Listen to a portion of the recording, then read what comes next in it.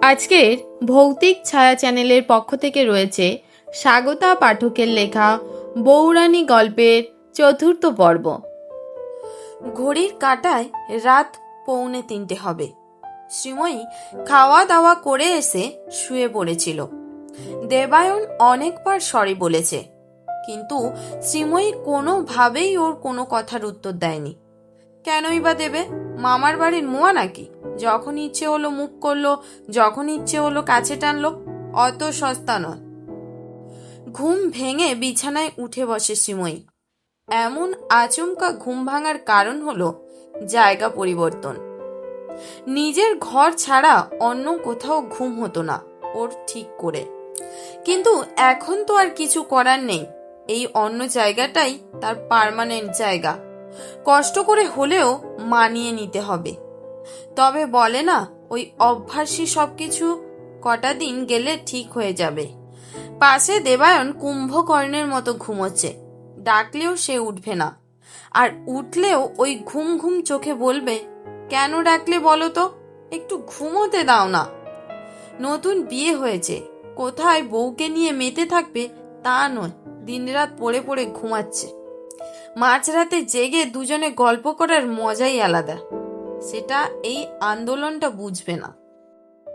আজ বোধ হয় পূর্ণিমা চাঁদের আলো জানলা থেকে এসে পড়েছে ঘরের ভেতর। ইচ্ছে করছে ছাদে গিয়ে জ্যোৎস্না রাতটা দেখতে। নিজের বাড়ি হলে কখন যে চলে যেত, কিন্তু এই বাড়িতে সবাই যেন কেমন কেমন। আর বাড়িটাও তো খুব একটা ছোট নয়। অন্ধকারে বেশ ভালোই ভয় লাগে। তারপর এই বাড়িতে নাকি আবার এই বাড়ির মৃত মেয়ের আত্মা ঘুরে বেড়ায়। যদিও এই বিষয়গুলোতে শ্রীময়ী সেরকম একটা বিশ্বাস নেই, তবুও কেমন যেন একটা ভয় ভয় করে। কিন্তু এদিকে তো ঘুম আসছে না, কি করবে? ধুর, ভালো লাগে না। এই ভেবে সে উঠে গেল। শ্রীময়ীর খুব শখ ছিল তার বেডরুমের সাথে একটা লাগোয়া ব্যালকনি, কিন্তু বাড়িটা পুরনো দিনের হওয়ার জন্য সেরকম কোনো সুবিধা নেই। এক ছাদ না হলে দোতলার করিডোর। অগত্যা দরজা খুলে শ্রীময়ী বেরিয়ে গেল। গিয়ে দাঁড়ালো আলো আধারিতে ভরা দোতলার করিডোরে। ওই যে কথায় আছে না, সব পুরনো বাড়ির একটা করে গল্প থাকে। আজ এই অন্ধকারে শান্ত বাড়িটাকে দেখে শ্রীময়ীর সেটাই মনে হলো। এই রাতের গভীর অন্ধকারে কান পাতলে যেন এই বাড়ির দেয়ালগুলোর একটা নিঃশ্বাস শুনতে পাওয়া যায়। শ্রীময়ী বারান্দার করিডোরে এসে দাঁড়ালো। নিচের দিকে তাকালো। অন্ধকার, কোথাও কোথাও আলো জ্বলছে। এখানে পুরো বাড়িটা অন্ধকার নয়, আলো আধারিত ভরে আছে। বাইরে থেকে ফুরফুরে হাওয়া আসছে। বাড়িটা ভালো লাগে। ওর মনে হয় সারা বাড়ি ঘুরে ঘুরে এই পুরনো দেওয়ালগুলোর গন্ধ নেয়। কি গোপন গল্প লুকোনো আছে এই বাড়িটার মধ্যে, সেটা বড্ড জানতে ইচ্ছে করে। ঘড়ির কাঁটায় এখন কটা বাজে কে জানে। অনেকক্ষণ হয়ে গেল সে দাঁড়িয়ে আছে। এখন চোখটা ভারী হয়ে আসছে। এবার শুতে যাওয়া যাক। শ্রীময়ী ঘরে ঢুকতে যাবে, এমন সময় কে যেন ভারী গলায় ডাক দিল, কে ওখানে? থতমত খেয়ে শ্রীময়ী দাঁড়িয়ে যায়। কে ডাকছে ওকে? গলাটা তো মনে হয় তার বড় ভাসুরের। শ্রীময়ী কিছু বলতে যাওয়ার আগে আবারও সেই ভারী কণ্ঠে আওয়াজ আসে, কি হলো? কে ওখানে? সাড়া দাও। আমতা আমতা করে শ্রীময়ী বলে, দাদা, আমি শ্রীময়ী। শ্রীময়ী আর ঘরে ঢোকে না। সেই দরজার কাছ থেকে সরে বারান্দায় এসে দাঁড়ায়। অন্ধকারের মধ্যে এক লম্বাটে ধরনের গড়ন এগিয়ে আসে ওর দিকে। তার বড় ভাসুর দেবাশিস। ভদ্রলোক যখন শ্রীময়ীর সামনে এসে দাঁড়ায় তখন তার মুখটা স্পষ্ট হয়। চোখে মুখে এক বিরক্তি আর রাগ লেগে আছে। উনি শ্রীময়ীকে বলেন, এত রাতে তুমি ঘরের বাইরে কি করছো? কিছুই না দাদা, এই করিডোরে একটু দাঁড়িয়েছিলাম, ঘুম আসছিল না তো। রাত বিরাতে এইভাবে আমাদের বাড়ির মধ্যে ঘোরা যায় না, সেটা তোমার জেনে রাখা দরকার। কথাটা শ্রীময়ীর কাছে কেমন যেন একটা ধমকের মতন মনে হয়, বড্ড খারাপ লাগে। সে সাথে সাথে উত্তর দেয়, আমি ঘুরে বেড়াচ্ছিলাম না দাদা, আমি এখানটায় আমার ঘরের বাইরেটাই দাঁড়িয়েছিলাম। সেটা আমাকে আলাদা করে বোঝাতে হবে না। তবে রাত বিরাতে ঘরের বাইরে আসার কোনো কারণ তো আমি দেখতে পাচ্ছি না, তাই এভাবে ঘরের বাইরে তুমি আসবে না। কেন, ঘরের বাইরে আসা কি বারণ নাকি? তুমি বড্ড বেশি তর্ক করো। তোমার সাথে কথা বলার ইচ্ছে বা রুচি কোনোটাই আমার নেই। তাহলে কেন কথা বলছেন? নতুন বউ হয়ে বড়দের যে একটু সমীহ করে আর সম্মান করে চলতে হয়, সেটা বুঝি তোমাকে কেউ শিখিয়ে দেয়নি? আমাকে কে কি শিখিয়ে দিয়েছে কি দেয়নি সেটা আপনার না জানলেও চলবে। তবে ছোট ভাইয়ের বউয়ের সাথে যে এইভাবে কথা বলা যায় না, সেটা বোধহয় আপনার জানা নেই। বড্ড বেয়াদম মেয়ে তুমি। ঘরে যাও, কাল সকালে আমি দেবায়নের সাথে কথা বলে নেব। বলেই ভদ্রলোক গটগট করে চলে যায়। শ্রীময়ীও আর কোনো কথা বাড়ায় না, সেও নিজের ঘরে চলে আসে। দরজার বাইরে এমন তর্ক বিতর্ক চলছিল, কিন্তু দেবায়ন তখনও পড়ে পড়ে ঘুমোচ্ছে। কি ঘুম রে বাবা, কথাবার্তা কানে যায় না। স্বাভাবিকভাবে ভোর রাতের দিকে ঘুম হওয়ার জন্য সকালে ঘুম ভাঙতে শ্রীময়ীর দেরি হয়। দেবায়ন এসে স্ত্রীকে ডেকে তোলে। কি গো, শুনছো? ওঠো ওঠো, দরকার আছে। এখন আবার কিসের দরকার? একটু ঘুমোতে দাও না। কাল ভোর রাতে ঘুমিয়েছি তো। না, ঘুমাবে পরে। আগে বলো, কাল রাতে তুমি কি করছো? কাল রাতে আবার কি করলাম সেটা তো আমি তোমাকে জিজ্ঞেস করছি। কাল রাতে তুমি বড়দাকে কি বলেছো?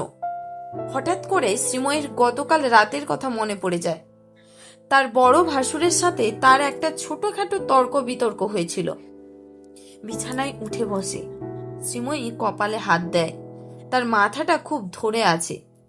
হাজার বিরক্তি দিয়ে সে তার মুখে চোখে মনে মনে সে ভাবে, আজব লোক তো, কোনো কিছুর মধ্যে কিছু নেই, সকাল হতে না হতেই কথাটা লাগিয়ে দিল। এরকম ভাবে ঝগড়া বাঁধানোর কোনো মানে হয়? পাক্কা ঝগড়ুটে লোক তো। দেবায়ন বলে, কপালে হাত দিয়ে তুমি আবার কি ভাবতে বসলে? কি ঘটিয়েছো কাল রাতে? আমি কিছু ঘটাইনি। দেখো দেবায়ন, তিলকে তাল করাটা বন্ধ করো। আমি আবার তিলকে তাল কখন করলাম? তুমি করনি, তোমার বড়দা করেছে নিশ্চয়। তা কি নালিশ করলো উনি আমার নামে? সেটা নিচে গেলেই জানতে পারবে। নিচে চলো, তোমাকে ডাকছে পিসিমা। বাবা, এর মধ্যে আবার সভাও বসে গেল। বৌরানী, তুমি দেবাশিসকে কি বলেছো? অপলা দেবী জিজ্ঞেস করলেন। শ্রীময়ী বসার ঘরে এসে দেখলো মোটামুটি সকলেই সেখানে উপস্থিত ছিল। তাই সে দরজার কোনায় দাঁড়িয়ে রইল। পিসিমার প্রশ্ন শুনে শ্রীময়ী বলল, সমস্তটা তো আপনারা জেনেই গেছেন, আলাদা করে আমি আর কি বলবো? তার মানে তুমি বলছো দেবাশিস যা বলেছে সেটা আমরা মেনে নেব? আপনাদের বাড়ির ছেলে, স্বাভাবিক আপনারা ওর কথাটাই মেনে নেবেন। আমার কথা কেন মানতে যাবেন? ওর কথাটা যদি মেনে নেওয়ার মতনই হতো তাহলে তোমাকে এখানে দাঁড়িয়ে প্রশ্ন করা হতো না। অপলা দেবীর এই কথাতে শ্রীময়ী কিছু বলার আগে দেবাশিস কিছু একটা বলতে যাচ্ছিল।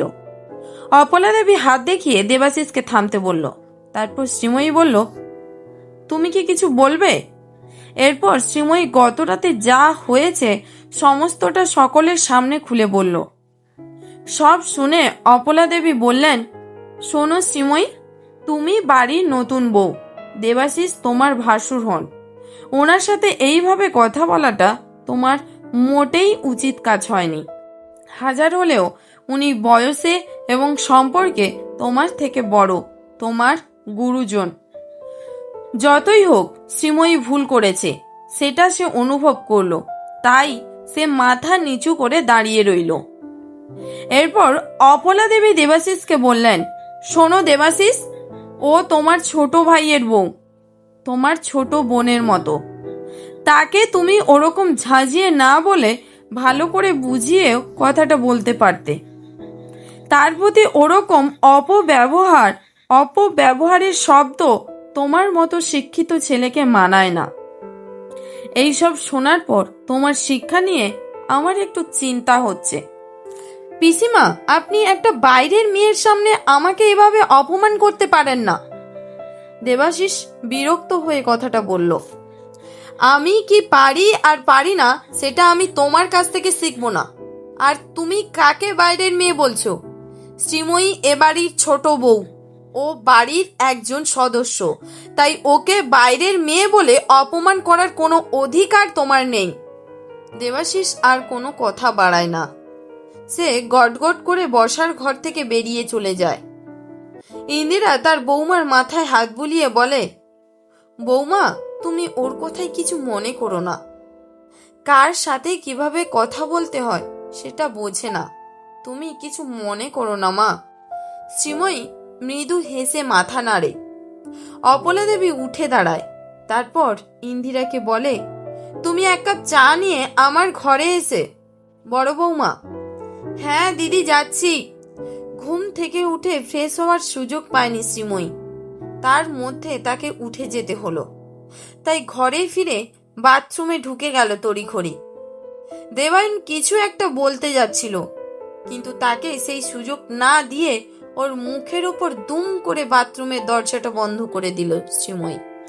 দেবায়ন বিরক্ত হয়ে খাটে বসে বলে, আমার হয়েছে যত জ্বালা, একদিকে দাদা আর একদিকে বউ, আমি কোথায় যাই? দুপুরের রান্নায় শ্রীময়ী ইন্দিরাকে সাহায্য করে। ইন্দিরা এক এক করে খাবার নিয়ে খাবার টেবিলে সাজিয়ে রাখছিলেন। রান্নাঘরে একটু ফাঁকা পেতেই কণিকা শ্রীময়ীর গা ঘেঁষে দাঁড়িয়ে চুপি চুপি বলে, বৌরানী, এই বাড়িতে আর যাই করো, ওই বর্দার সাথে লাগতে যেও না, বড্ড খেজো লোক। কি? আরে বুঝলে না, সুবিধার লোক নয়। কোন কথা যে কোথায় লাগাবে আর কি করে লাগাবে তার কোনো ঠিক নেই। আর আমাদের এই বড় মা সবসময় ছেলেদের দোষ ঢাকবে, কিচ্ছুটি বলা যাবে না ওনার ছেলেদেরকে। কণিকা আরো কিছু বলতে যাচ্ছিল, কিন্তু এর মধ্যে ইন্দিরা দেবী রান্নাঘরে চলে আসে। কণিকা নিজের কাজে ব্যস্ত হয়ে পড়ে। ইন্দিরা দেবী শ্রীময়ীকে বলে, বৌমা, যাও মা, তুমি কি খাবারগুলো বেড়ে দাও। শ্রীময়ী বাধ্য বৌমার মতো রান্নাঘর থেকে খাবার ঘরে চলে যায়। দেবাশিস বাদে খাবার টেবিলে সকলেই বসেছে। পিসিমা জিজ্ঞেস করলেন, বড় কোথায়? ও খেতে আসবে না? ইন্দিরা আমতা আমতা করে বলে, দিদি, মানে ও বাইরে খেয়ে নেবে বলেছে। বাড়ির খাবার ছেড়ে হঠাৎ বাইরে কেন খাবে সে? আসলে ওর কাজের একটু চাপ আছে, বাড়ি ফিরতে পারবে না আজ দুপুরে। বৌরানী, তুমি দেবাশিসকে কি বলেছো? অপলা দেবী জিজ্ঞেস করলেন। শ্রীময়ী বসার ঘরে এসে দেখলো মোটামুটি সকলেই সেখানে উপস্থিত ছিল। শ্রীময়ী একটা জিনিস লক্ষ্য করেছে, এই বাড়িতে যখন পিসিমা কথা বলে তখন বাকি সবাই চুপচাপ থাকে, সেটা পিসিমাকে ভয় পেয়েই হোক বা তাকে মান্য করেই হোক। দুপুরের খাবার সেরে যে যার মতো ঘরে চলে যায়। শ্রীময়ীও গিয়ে বিছানার গায়ে এলিয়ে দেয়, কিন্তু তার ভালো লাগে না কোনো কিছু, মুড অফ হয়ে আছে। দেবায়ন এসে তার পাশে বসে, শ্রীময়ীর সাথে কথা বলার চেষ্টা করে, কিন্তু শ্রীময়ীর মন একেবারেই খারাপ। সে দেবায়নের সাথে কথা বলতে চায় না। শ্রীময়ী বিছানা থেকে নামে, তারপর বলে, এখন তো দুপুরবেলা, এখন নিশ্চয়ই ঘর থেকে বেরোনো যেতে পারে। আমি কি একবার ছাদে যেতে পারি? দেবায়ন কাচিউ মাচিউ মুখ করে বলে, হ্যাঁ, কেন নয়, নিশ্চয়ই যেতে পারো, কিন্তু প্লিজ শ্রীময়ী, আমার উপর রাগ করে থেকো না। তুমি জানো আমি কারোর উপরে রাগ করি না, রাগ করে থাকবোই বা কেন? আমি নতুন বউ, সমস্ত কিছু অ্যাডজাস্ট তো আমাকেই করতে হবে, আমার সাথে কেউ কেন অ্যাডজাস্ট করে নেবে? কথাটা বলে শ্রীময়ী ঘর থেকে বেরিয়ে যায়, সোজা চলে যায় ছাদে। এই বাড়ির ছাদটা বিশাল বড়, বাড়িটাও বেশ অন্যরকম প্যাটার্ন। এর মাঝখানটা ফাঁকা, চারিদিকে ঘর। এই বাড়ির ছাদ থেকে শহরের অনেকটা অংশ দেখা যায়। খোলা আকাশ, কিছুটা গাছপালা, কিছুটা বাড়ি ঘর। দেবায়নদের বাড়ি পেরিয়ে কিছুটা গিয়েই একটা পুকুর আছে, সেটাও এই বাড়ির ছাদ থেকে দেখা যায় স্পষ্ট।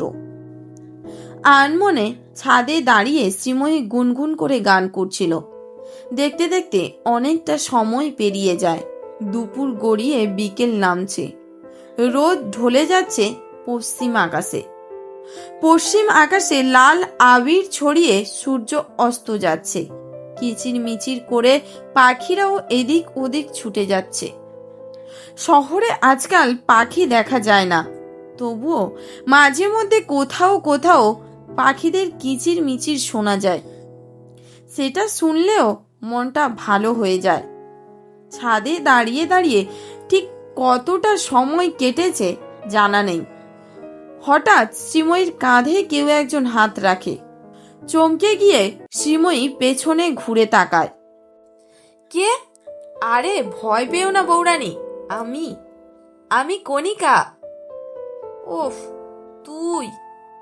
উফ, বড্ড ভয় পেয়ে গেছিলাম। কথা বলবি তো? ছাদে শুকনো কাপড়গুলো শুকাচ্ছিল, তাই তুলতে এসেছিলাম।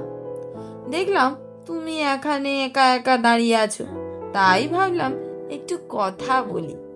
তা বেশ করেছিস। তুই কি প্রতিদিন এ সময় ছাদে আছিস? হ্যাঁ গো বৌরানী, এই সময় আসি। সন্ধে নামার আগে সমস্ত জামা কাপড় তুলতে হয়। আচ্ছা কণিকা, তোকে একটা কথা জিজ্ঞেস করব? হ্যাঁ করো। এই যা, তোকে তুই করে ফেললাম যে। তাতে কি হয়েছে? তুমি এবারের বৌরানী, আমি চাকর বাকর।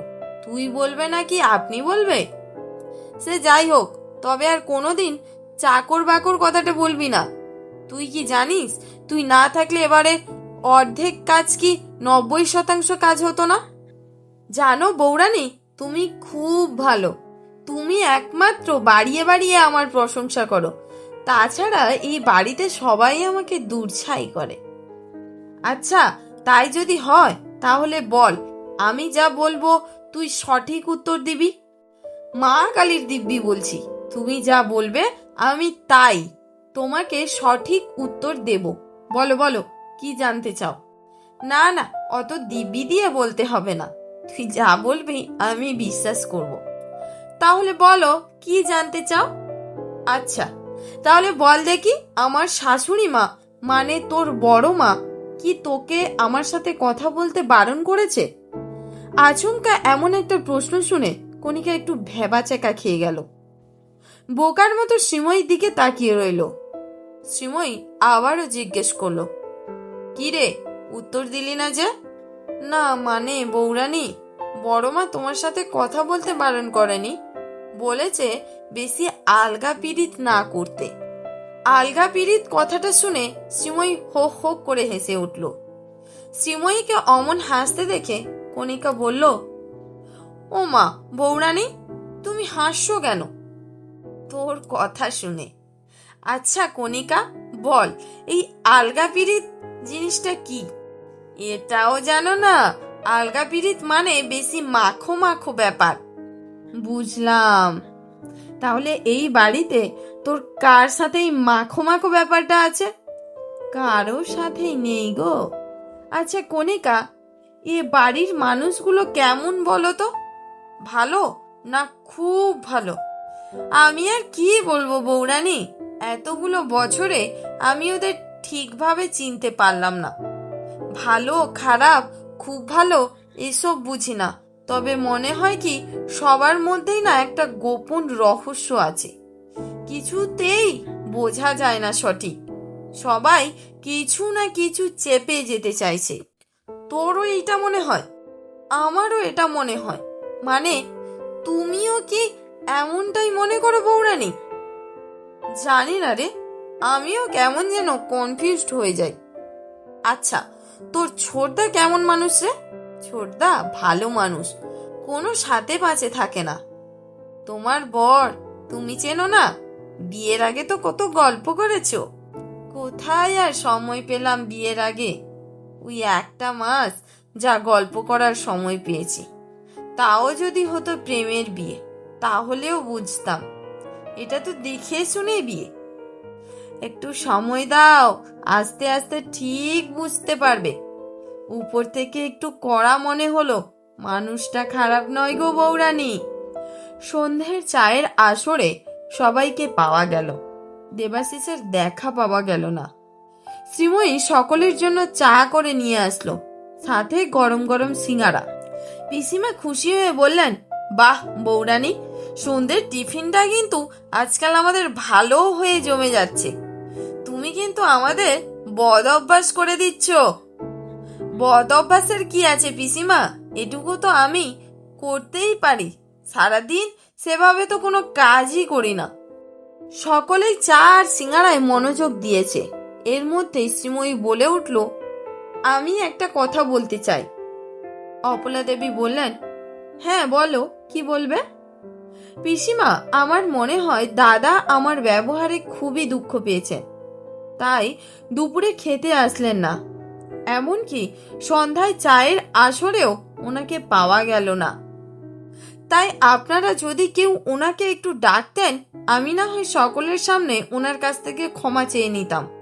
তাতে হয়তো ওনার রাত একটু কমতো। বিষয়টা তো আমার ভালো লাগছে না। শ্রীময়ীর কথা শুনে ইন্দিরার মুখে হাসি ফোটে। উনি তড়িঘড়ি বলেন, হ্যাঁ হ্যাঁ, সেটা তো ভালোই হয়। আমি তাহলে বড়কে ডাকছি। অপলা দেবী বাধা দিয়ে বললেন, না, যা মীমাংসা তা সকালেই হয়ে গিয়েছে, আবার এসবের কি দরকার? শ্রীময়ী পিসিমার কাছে গিয়ে ওনার পাশে বসে বলল, বাড়ির একজন সদস্য এভাবে সবার থেকে ছাড়া ছাড়া থাকবে, বিষয়টা ভালো লাগে না পিসিমা। দোষ হয়তো আমরা দুজনেই করেছি, কিন্তু উনি তো বড়। আমি যদি ছোট হয়ে ওনার কাছ থেকে ক্ষমা চাই, তাতে আমার কোনো ক্ষতি নেই। ক্ষমা চাইলে কি কেউ ছোট হয়ে যায়? শ্রীময়ীর কথা শুনে অপলা দেবী খুশি হলেন। শ্রীময়ীর মাথায় হাত বুলিয়ে মৃদু হেসে বললেন, তুমি রায়চৌধুরী বাড়ির যোগ্য বউ।